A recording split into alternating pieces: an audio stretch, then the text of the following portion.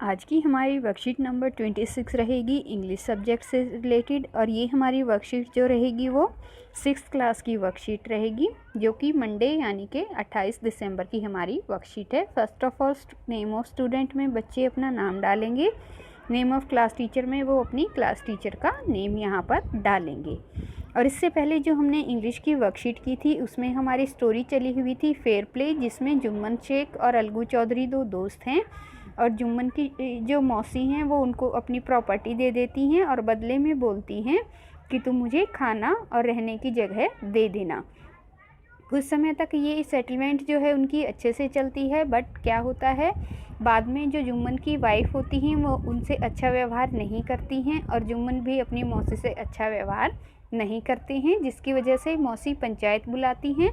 और पंचायत में जो जुम्मन के सबसे अच्छे दोस्त होते हैं अलगू चौधरी, उनको पंच चुना जाता है। और जब निर्णय किया जाता है तो वो बूढ़ी आंटी के हक में अपना निर्णय करते हैं और बोलते हैं कि उन्हें उसको हर महीने कुछ पैसे देने पड़ेंगे, नहीं तो उनकी प्रॉपर्टी उसको वापस करनी पड़ेगी।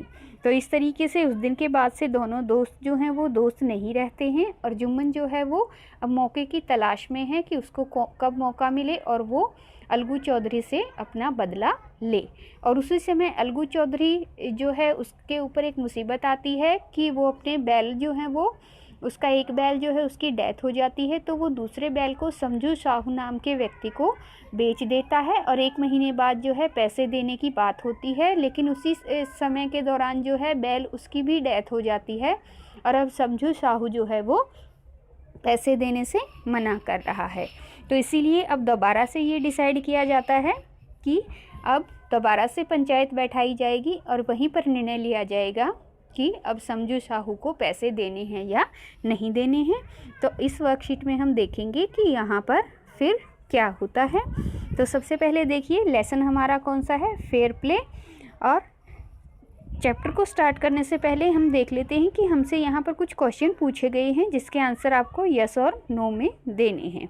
तो पहला जो हमसे पूछा गया है, has your best friend ever done something you thought was wrong. और यहाँ पर आपको क्या उत्तर देना है। आपसे जो प्रश्न पूछा गया है वो ये है कि क्या आपको लगता है आपके दोस्त ने कभी कुछ गलत काम किया है जो आपको लगता है कि वो गलत है। अगर ऐसा आपके किसी दोस्त ने किया है तो आप यस टिक करेंगे, और अगर ऐसा नहीं किया है तो आप नो को टिक कर देंगे। दूसरा जो हमसे पूछा गया है वो पूछा गया है, did your friend try to correct himself after your suggestion.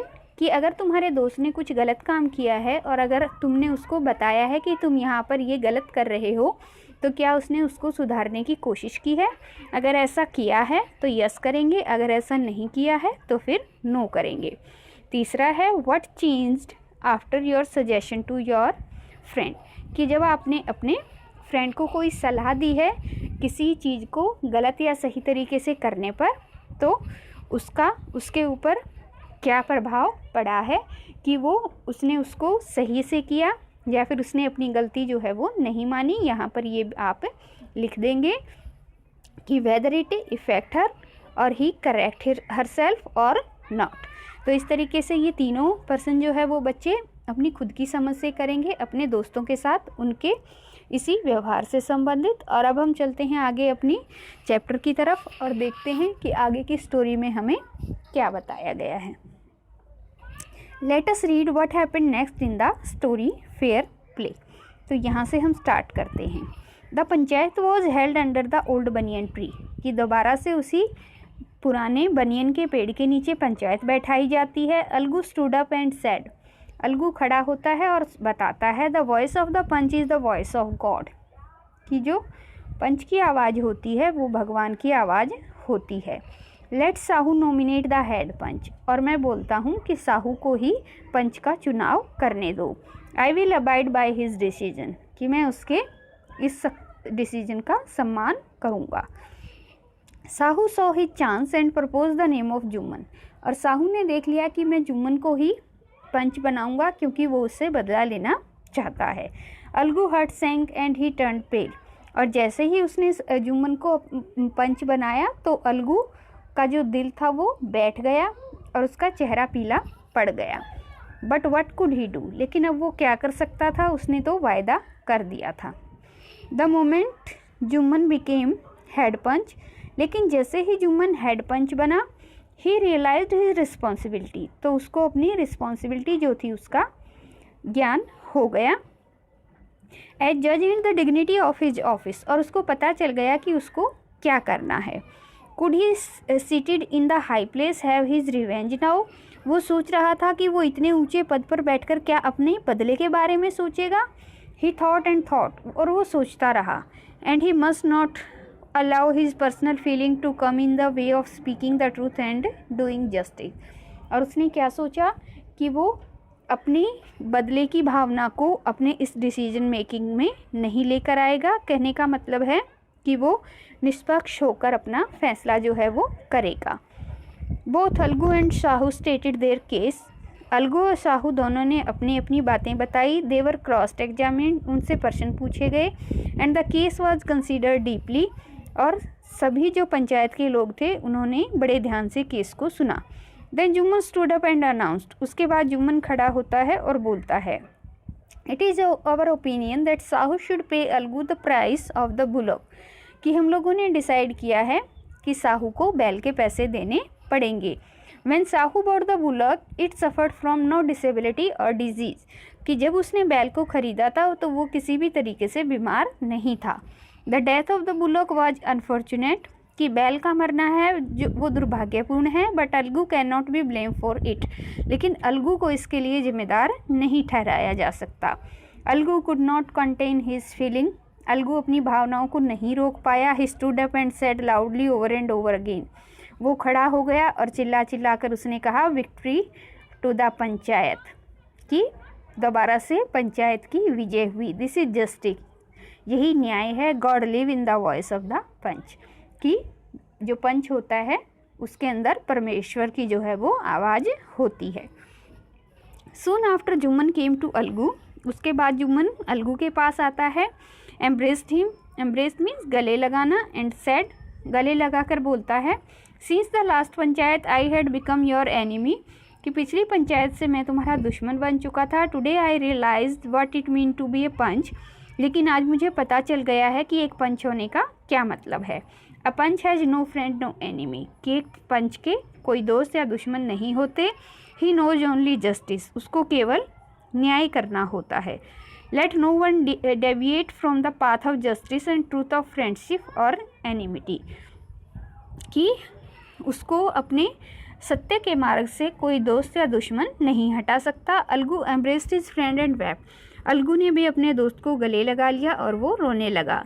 And his tears washed away all the dirt misunderstanding between them, और उनके आंसुओं के साथ साथ उन दोनों के बीच जो गलतफहमी थी वो भी धुल गई।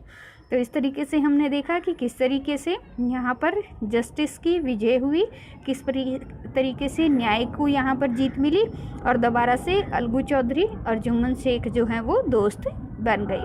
और यहाँ पर हमारी स्टोरी जो है वो कंप्लीट हो जाती है। अब ऊपर दिए गई इन्फॉर्मेशन के बेसिस पर हमसे कुछ क्वेश्चन पूछे गए हैं जिनके हम आंसर यहाँ पर देंगे। तो यहाँ से स्टार्ट करते हैं। On the basis of your reading of the passage write true और false for the following statement. यहाँ पर हमसे कुछ स्टेटमेंट पूछे गए हैं जिसमें हमें बताना है कि क्या वो ट्रू हैं या फिर फॉल्स हैं। जो सच होगा उसके आगे हम ट्रू लिखेंगे और जो सच नहीं होगा उसके आगे हम फॉल्स लिखेंगे। तो पहला हमसे बोला गया है, Sahu so he chance and propose the name of Jumman as the head panch, कि साहू ने मौका देखकर जुम्मन को हेड पंच बनाया था। तो हाँ, उसने मौका देखकर ही जुम्मन को हेड पंच बनाया था, क्योंकि उसे लगता था कि जुम्मन जो है वो अलगू के हक में फ़ैसला नहीं देगा। तो इसका हमारा आंसर हो जाएगा ट्रू। अब हमारे पास है दूसरे में हमसे पूछा है, Jumman announce that Sahu should not pay Algu the price of the bullet, कि जुम्मन ने फैसला क्या किया कि साहू को बैल के पैसे जो है वो नहीं देने हैं। तो उसने ऐसा फैसला नहीं किया था क्योंकि उसने बोला था कि अलगू को जो है वो पैसे देने पड़ेंगे। तो ये स्टेटमेंट हमारा कैसा हो जाएगा? फॉल्स हो जाएगा, क्योंकि ये एक गलत स्टेटमेंट है। तीसरा हमसे पूछा गया है, a panch knows only justice and has no enemy और फ्रेंड, कि एक पंच जो है वो न्याय करता है, किसी दुश्मन या दोस्त को देखे बगैर, तो ये हमारा ट्रू है, क्योंकि एक पंच जो होता है वो दोस्ती या दुश्मनी को ध्यान में नहीं रखता, केवल न्याय की बात करता है। नेक्स्ट हमसे पूछा गया है Jumman realised his responsibility as a जज once he became head panch, कि जैसे ही जुम्मन को हेड पंच बनाया तो उसको अपनी रिस्पॉन्सिबिलिटी का एहसास हो गया। तो ये भी ट्रू है कि हाँ, और उसने जो है वो न्याय किया। लास्ट में हमसे पूछा गया है Algu and Jumman embraced each other at the end of the story, कि क्या अंत में अलगू और जुम्मन शेख ने एक दूसरे को गले लगाया। तो ये भी सच है। यहाँ पर पिक्चर में देख लीजिए कि दोनों ने जो है वो एक दूसरे को गले लगाया था, क्योंकि दोनों के बीच की दुश्मनी जो थी वो उनके आंसुओं के साथ बह गई थी। तो इस तरीके से हमारी वर्कशीट यहाँ पर कंप्लीट होती है। और लास्ट में हमें दिया गया है कोविड अप्रोप्रिएट बिहेवियर मैसेज, इसको भी आप रीड कर लीजिए। और इससे बचने के लिए हमें हमेशा मास्क का इस्तेमाल करना चाहिए। और आगे आने वाली इसी तरीके की वर्कशीट को समय पर पाने के लिए आप नीचे रेड बटन को प्रेस करके सब्सक्राइब कर लीजिए, ताकि समय पर आपको सबसे पहले ये वर्कशीट अवेलेबल हो जाए।